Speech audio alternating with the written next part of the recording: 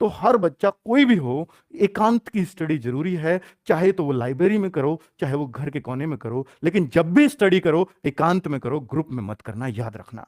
Group होगा सिर्फ entertainment के लिए, पढ़ाई हमेशा एकांत में होती है बच्चों। ठीक है, ये बात मेरी याद रखना। दूसरा मंत्र है बच्चों, ऑनलाइन पढ़ाई व सेल्फ स्टडी दोनों का तालमेल बहुत जरूरी है। क्योंकि अगर सिर्फ हम ऑनलाइन में फंस कर रह गए और लगातार हम 8-8 10-10 घंटे 11-11 घंटे सिर्फ मोबाइल पर देख रहे हैं, तो बेटा सिलेक्शन नहीं होगा। सेल्फ स्टडी का भी तालमेल लगाना होगा। बेटा हमारी मजबूरी है कि हम 8-8 क्लास लाइव कराते हैं, लेकिन आपकी मजबूरी नहीं है। आपका जो मन करे कि भाई मैं इस क्लास को नहीं देखूंगा, तो मैं इसको बुक से कवर कर सकता हूं, मुझे जरूरत नहीं है इसको देखने की।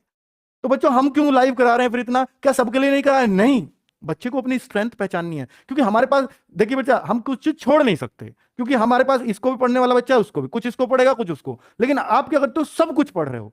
बेटा सब कुछ अगर आप पढ़ सकते हो तो वो तो बेस्ट ही है, लेकिन अगर उसकी वजह से सेल्फ स्टडी नहीं कर पा रहे हो तो फिर वो बहुत नुकसानदेह है। ठीक है, कोई नहीं बताएगा इतनी ईमानदारी से इन सारी बातों को, मैं आपको इसलिए बता रहा हूं क्योंकि मुझे आप लोगों से सिलेक्शन चाहिए। ठीक है बच्चों, तो ऑनलाइन पढ़ाई करो, बहुत अच्छी चीज है, लेकिन साथ में सेल्फ स्टडी इसलिए जरूरी है बच्चों कि ऑनलाइन पढ़ाई करते रहने से, सिर्फ पढ़ाई करते रहने से, क्लास देखते रहने से सिलेक्शन नहीं होता। जब तक अपने दिमाग में ना उतारो, और दिमाग में उतरती है चीजें सेल्फ स्टडी से। तो बच्चों दोनों का तालमेल प्लीज बना के रखना। मैं ये मानता हूं मैक्सिमम मैक्सिमम मैक्सिमम 5 से 6 आवर क्लास ऑनलाइन लेनी चाहिए, इससे ज्यादा नहीं लेनी चाहिए। ठीक है, और अगर 5-6 आवर्स ऑनलाइन ले रहे हो तो बेटा 5 आवर्स की सेल्फ स्टडी भी चाहिए, जो बुक से हो सकती है, नोट्सों से हो सकती है। ठीक है, फिर सर कैसे करें, क्लास तो ज्यादा है। तो बेटा आप उस सब्जेक्ट को छोड़ो जिसको आप बुक से कर सकते हो। आपको लगता है मुझे बुक से और मुझसे क्लास से दोनों से एक सा होगा, तो आप करिए, फिर आप बुक को प्रीफर करिए, क्योंकि इतनी क्लास आप नहीं देख पाओगे, मुझे भी पता है, रेगुलरली तो नहीं देख पाओगे। तो इस तालमेल को उन सब बच्चों ने बहुत बेहतर बैठा रखा था। सब में ये बात कॉमन थी बच्चों कि सबका ऑनलाइन पढ़ाई फिक्स, इतनी क्लास करनी है, और सबका सेल्फ स्टडी फिक्स कि इन क्लास के बाद मुझे ये प्रैक्टिस करनी है। ठीक है बच्चों, आगे बात करता हूं बेटा मॉक टेस्ट। ये ऐसा कोई बच्चा नहीं था कल जो सिलेक्शन के बालक आए, सिलेक्ट होके जो दिल्ली पुलिस में जो आए हमसे बात करने मिलने, तो उनमें कोई ऐसा बच्चा नहीं था जिसने मॉक टेस्ट ना दिए हों, मेरे ना दिए हों, किसी और के दिए हों, पर दिए हों। मॉक टेस्ट के बिना सिलेक्शन संभव आजकल नहीं है ऑनलाइन की दुनिया में, है ना बच्चों? तो मॉक टेस्ट अगर आप वीकली देते हैं तो ये बहुत अच्छा है बच्चों, बहुत शानदार है। अब इतनी पढ़ाई तो आपने कर ली है कि वीकली मॉक टेस्ट दे सको, और वीकली मॉक टेस्ट में अगर आप शुरुआत में देना शुरू करते हो तो मैं कहता हूं बच्चों 150 अपना पहला टारगेट रखो कभी भी मॉक टेस्ट में। अगर 150 को अचीव, देखिए ऐसा होता है कई बार मेरे एक में 150 आ गया, बाकी में 130, फिर 130 पे आ गया। बेटा इससे डिमोटिवेट मत होना, वो अभी आपका लेवल 150 का बना ही नहीं है, क्योंकि जिस दिन बन जाए उस दिन आप 150 से नीचे आना बंद कर दोगे, इसलिए डिमोटिवेट मत होना। 130 का ही मेरा लेवल है, वो तो आ गए एक में 150, क्वेश्चन आसान रहे होंगे, लेकिन 150 का बनाओ। पहला टारगेट ये कि मैं लगातार 2-3 टेस्टों में 150 ले आया, तो आपका 150 का लेवल है। फिर बेटा अगला टारगेट 180 को अचीव करेंगे हम, या 180 लेके आने। बेटा बहुत टाइम ऐसा होगा कि आपका 1-1 2-2 ही बढ़ रहा है, या 1-1 2-2 घट भी गया, उससे घबराना मत कभी, क्योंकि नंबर हमेशा छलांग मारते हैं। क्या जो आपके मार्क्स है ना, वो कभी भी ऐसे नहीं बढ़ते 1 बढ़ा है 2 बढ़ा है कभी 3 बढ़े हैं, वो छलांग मारते हैं बच्चों। हो सकता है 150 155 बहुत दिन से चल रहे हैं, फिर बच्चों अचानक से ऐसा उछाल आएगा, हो सकता है 170 75 180 तक आप स्टेबल कर जाओ। ठीक है, क्योंकि आप अपनी गलतियों से बहुत सीखते हो। पता है क्यों होता है वो? क्योंकि आप 150 जब ला रहे हो ना, तो आप आते हुए सवालों को बहुत ज्यादा गलत कर रहे हो, बहुत ज्यादा। फिर थोड़ा और कम होगा, अगले मॉक टेस्ट में फिर 150 आए, फिर लेकिन आते हुए चीजें कम गलत होनी शुरू हो जाएंगी। गलत तो 180 वाले के भी होंगे, 220 वाले के भी होंगे, आते हुए वो खत्म नहीं होते, लेकिन वो कम हो जाते हैं। जितनी गलतियां कम करोगे, आती हुई चीजों को गलत कम करोगे, तो बेटा नंबर बढ़ते चले जाएंगे। बस यही सीखना होता है मॉक टेस्ट से। 180 आ जाए, फिर अगला टारगेट 200, और फिर 220, और लगातार 3 टेस्टों में आप 220 लेते चले आए, तो आप सिलेक्शन के 100% दावेदार बन गए बच्चों। ठीक है, तो इस तरह से आपको अपना टारगेट अचीव करना, और लड़कियों का टारगेट अंतिम 200 प्लस होना चाहिए। ठीक है बच्चों, तो अब मैं ये मॉक टेस्ट में बच्चों आप लोगों के लिए टैलेंट ग्रुप बनाने वाला हूं। टैलेंट ग्रुप जैसे हमने यूपीएसआई में बनाए, ऐसे ही हम टैलेंट ग्रुप अब इस बार से मॉक टेस्ट में बनाएंगे, और बच्चों उनको हम जरूर कुछ ना कुछ अच्छी चीज भी प्रोवाइड कराएंगे अपनी तरफ से, जो भी गिफ्ट हमारे लिए हमसे बनेगा। जैसे हमने यूपीएसआई वालों को तो फ्री मॉक टेस्ट दिए थे, पूरी टेस्ट सीरीज फ्री कर दी थी टैलेंट ग्रुप वालों के लिए। एक तो आप बच्चों पढ़ाई अपने लिए करो, और फ्री हम बांटें फिर आपको, क्योंकि हमें भी होशियार बच्चों से खुशी होती है बच्चों। ठीक है, तो टैलेंट ग्रुप बनना शुरू होगा, उसमें हमारे सजेशंस भी आपको मिलेंगे साथ साथ।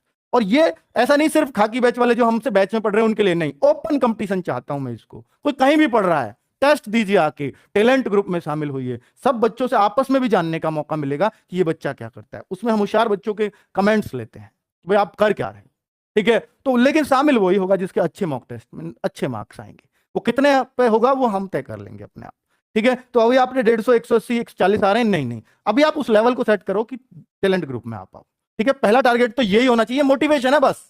ये नहीं सोचो टैलेंट ग्रुप में आ गए तो मेरा सिलेक्शन नहीं तो नहीं होगा, ऐसा नहीं है। ये सिर्फ मोटिवेशन है कि आप टैलेंट ग्रुप के लिए मेहनत करो, आप वैकेंसी के लिए नहीं, पहले टैलेंट ग्रुप के लिए मेहनत करो। ये मोटिवेशन देना चाहता हूं मैं इस बात से आपको, ठीक है, क्योंकि मुझे आपका सिलेक्शन चाहिए। आगे बच्चों, लड़की का चक्कर, ये बच्चों बाबू भैया लड़की का चक्कर, ये बहुत बुरा चक्कर है बच्चों। और ये जो बच गया बेटा, इन 5 मंत्र में, सिलेक्शन के मंत्रों में ये सब कुछ निकल के आया है।